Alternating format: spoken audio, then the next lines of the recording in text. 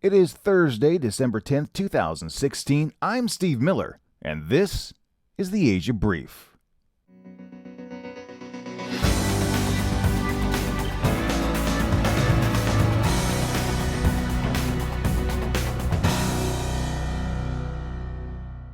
It's no secret that in Bangladesh there have been a rash of killings. Some have been foreign nationals and some have been secular bloggers. Now, many believe that these killings have been linked to ISIS. After all, the group has claimed responsibility. But the police have always maintained that ISIS does not have a foothold in the country and have instead focused on their investigations with local groups.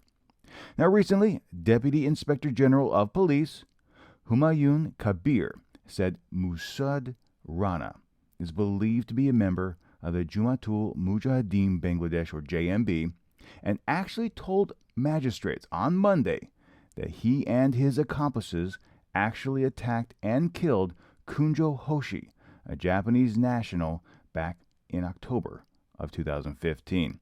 It's not exactly known when Rana was arrested, but authorities did say that they refused to disclose the details earlier because of the investigation. Now, the Deputy Inspector General did say that Rana was a regional member of the JMB and previously served a jail term because of his involvement with the group. So far, 6 people have been arrested in conjunction with the murder. Australia's former Prime Minister Tony Abbott has managed to put his foot in his mouth one more time. On Wednesday, he declared that all cultures are not equal and that the West should proclaim its superiority over Islam, which has a massive problem. He urged the West to be ready to proclaim a clear superiority of our culture to one that justifies killing people in the name of God. Oh man. Okay, there are just a few problems I want to get into today. Number one, no culture is superior to any other culture. That is elitist. In fact, I would go as far as to say that is racist.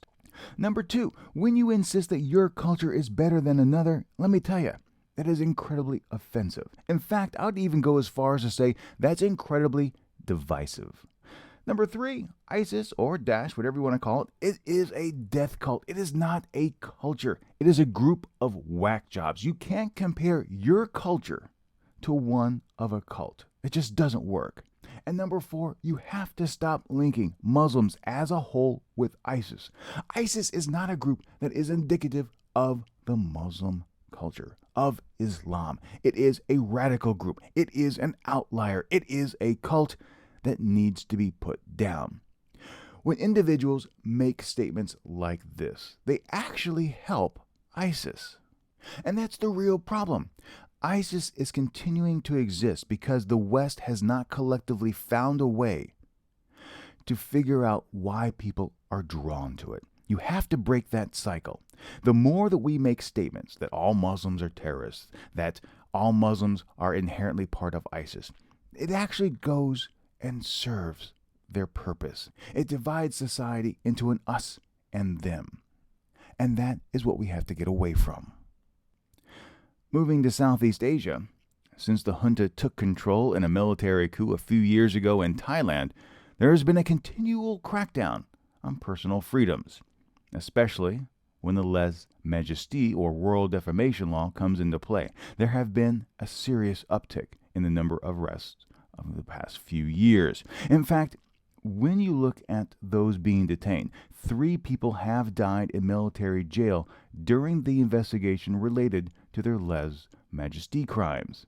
Now, last month, U.S. Ambassador to Thailand, Glyn Davies, was speaking at Bangkok's Foreign Correspondents Club. Now, in that speech, he questioned the long prison sentences given by military courts to civilians when they were found guilty of criticizing the king. Now, this seems to have pissed off some people, and now the ambassador is under investigation for violating the lèse-majesté laws. Now, come on.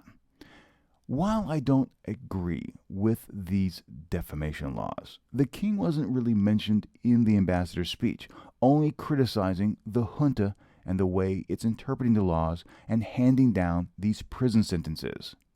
So let's call this situation what it really is. It's one more attempt by Preyu, by the junta, to control the country and silence its critics. Preyu likes to say he is working towards democracy, but let's face it, this is a dictatorial move and shows where his thinking really is. Now, there really is no danger for Davies, as he is the ambassador from the United States to Thailand and can always invoke diplomatic immunity. Last month, a bomb exploded at Japan's Yasukuni Shrine, a toilet in the shrine. Now, no one was hurt and nothing was really damaged except for the toilet in the men's room. Now, security footage at the site saw a man in the area, and they have now tracked him down. And this is actually pretty interesting. So, using DNA evidence gleaned from a cigarette butt found at the scene and one from a hotel room, talk about channeling CSI, they were able to find the name of one South Korean, a John Chang-han. Now, he was actually in Tokyo, we don't know why, a few days before the blast. He then went to Seoul after the blast, but he has opted to return to Japan to answer questions related to this crime of his own volition. He's now actually been charged in conjunction with the events at Yasukuni. But here's where things actually kind of look bad for Japan.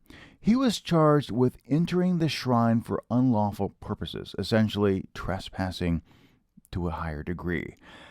And really, this is weak because there's no mention of the explosives or being in possession of the explosives or trying to use explosives in conjunction with the charges at this time.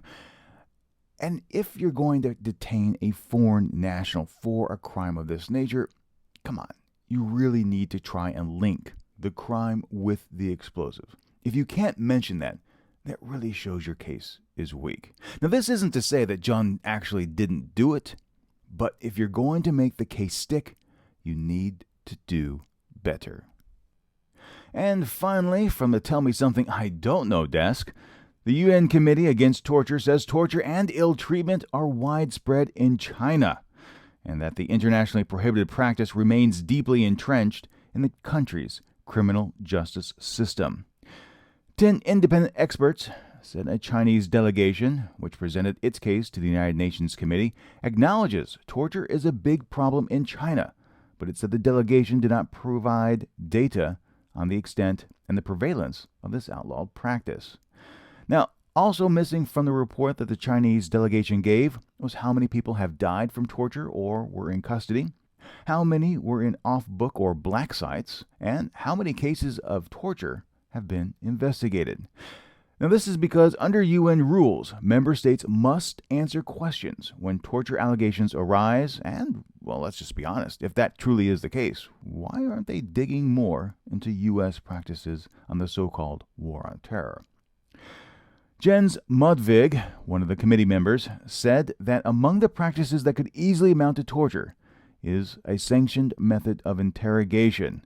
Now, this is called a torture chair. Now, when individuals are placed in the chairs, they are fixed to the ground, they have their arms restrained, and the people being interrogated can be there for an undetermined amount of time.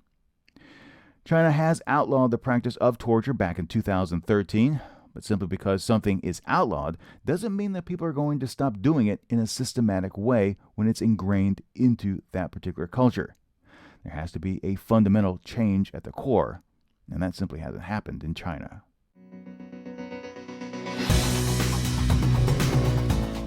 That'll be it for me today. The Asia Brief is a special feature of the Asia News Weekly podcast, and this will be the last Asia Brief for 2015.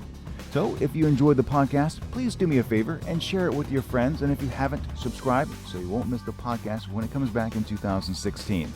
Subscribing is free, and when you do, the next episode is delivered automatically to you. You can do it on our website, asiannewsweekly.net, or in your favorite podcast application. To keep up with more news from the region, be sure to follow Asian News Weekly on Facebook or Twitter. And of course, if you have any comments, questions, or feedback, I want to hear from you. The email address to send those things to is podcast@asiannewsweekly.net. Thanks again for listening. My name is Steve Miller, and until next time, be true to yourself and always be awesome.